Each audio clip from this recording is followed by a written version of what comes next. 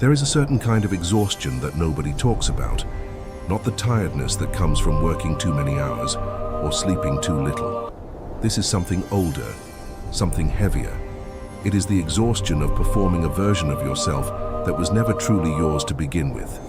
You wake up in the morning, and before your feet even touch the floor, there is already a voice inside your head, reminding you of everything you should be, everything you have not yet accomplished, every standard set by people who will never have to live inside your skin. You go through the motions, you check the boxes, you say the right things at the right times, and somewhere in the middle of all that noise, the real question, the one that keeps surfacing no matter how many times you push it down, refuses to stay buried.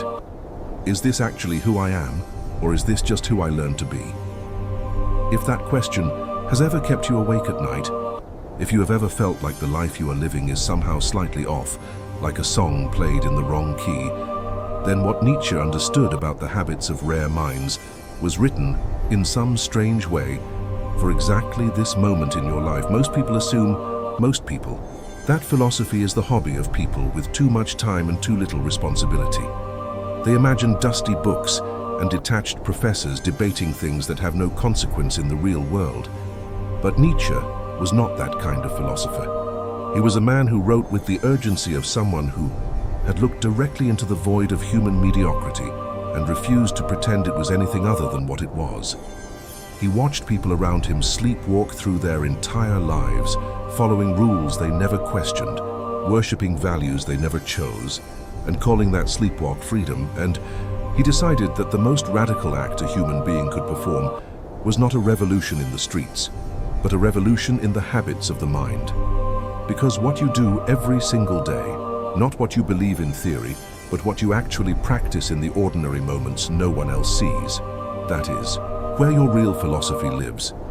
That is where your true self either grows or slowly disappears. The first habit that separates rare minds from ordinary ones is so counterintuitive that most people reject it the moment they hear it.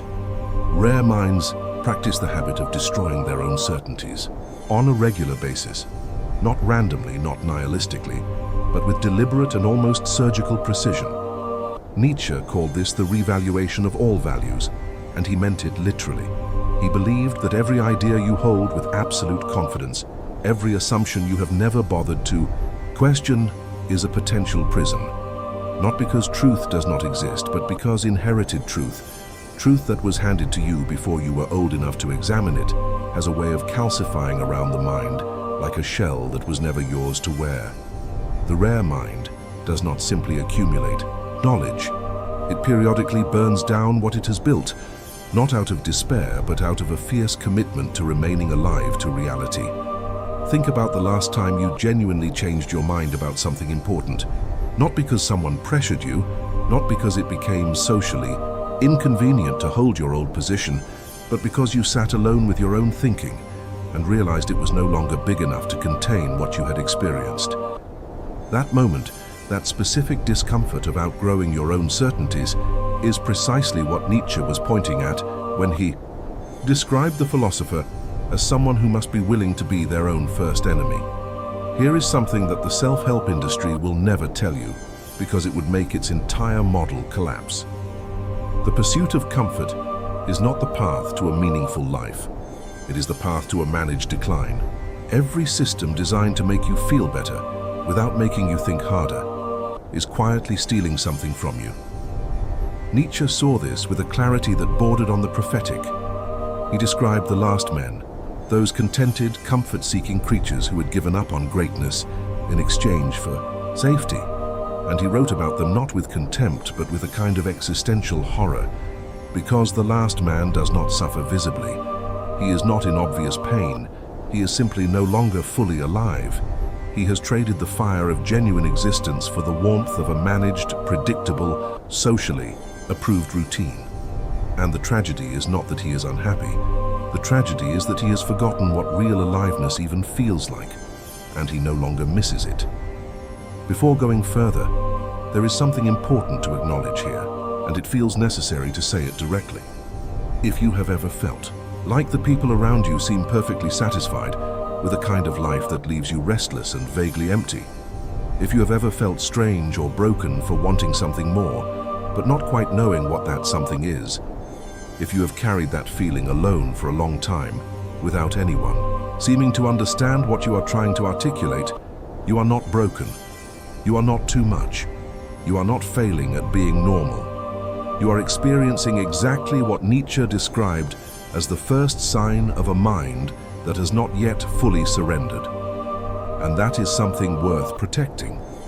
If this is speaking to something real in your experience right now, leave a comment below with the words, "I refuse to shrink."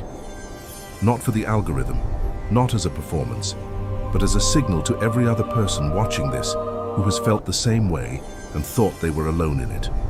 Your comment might be the one thing that reminds someone else they are not as isolated as they believe. The second habit of rare minds is the practice of what Nietzsche called amor fati, the love of fate. And this is not the passive acceptance of whatever happens to you. It is something far more demanding and far more powerful than acceptance. It is the active embrace of your entire existence, including the suffering, the failure, the humiliation, the years that felt wasted, the relationships that broke you, the versions of yourself you are not proud of. Rare minds do not practice gratitude as a cognitive trick to feel better about circumstances they secretly resent. They practice something deeper, a genuine reconception of what difficulty means.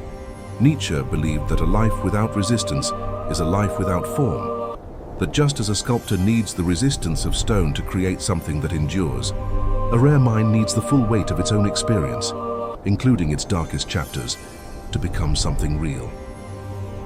The habit is not to tolerate your past. The habit is to want it, to recognize that every single thing that happened to you was the specific material required to make you the precise thing you are capable of becoming, and that nothing could be removed without diminishing what is possible. Consider for a moment the way most people relate to their own history.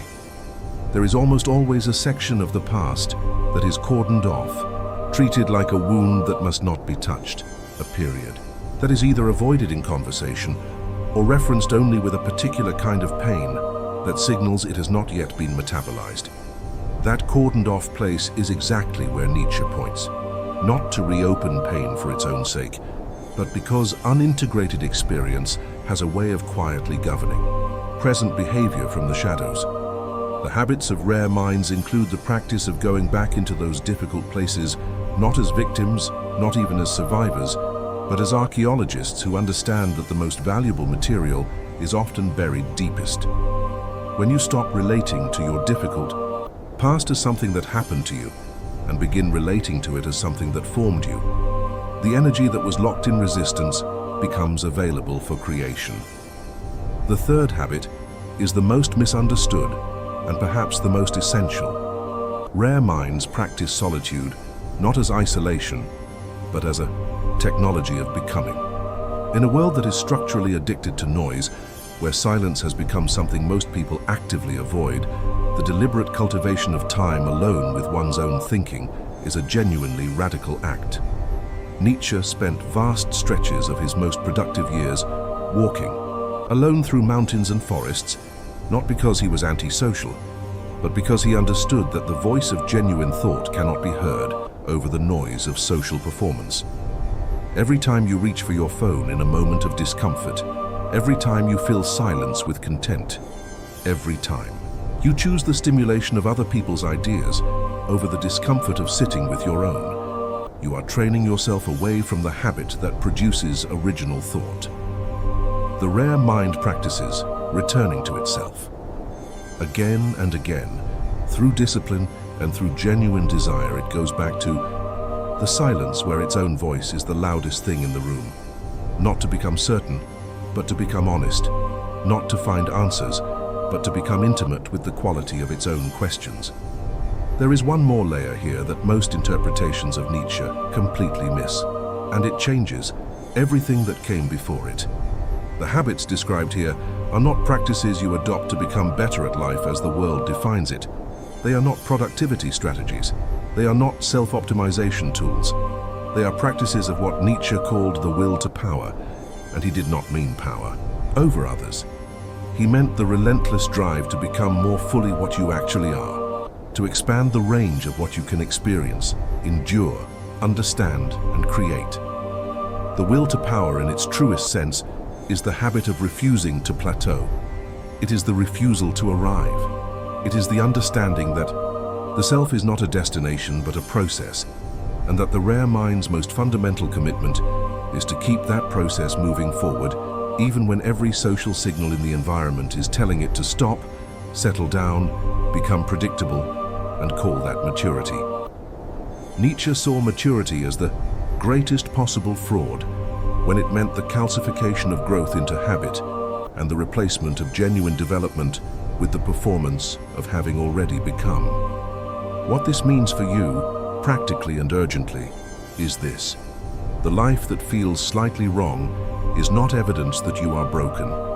It is evidence that something in you already knows the difference between the life that was assigned to you and the life that is actually yours to live. That knowing, however uncomfortable, however inconvenient, however isolating it sometimes feels, is not a problem to be solved. It is the beginning of the only kind of work that produces a life you will not need to escape from. The habits of rare minds are not extraordinary because they are difficult.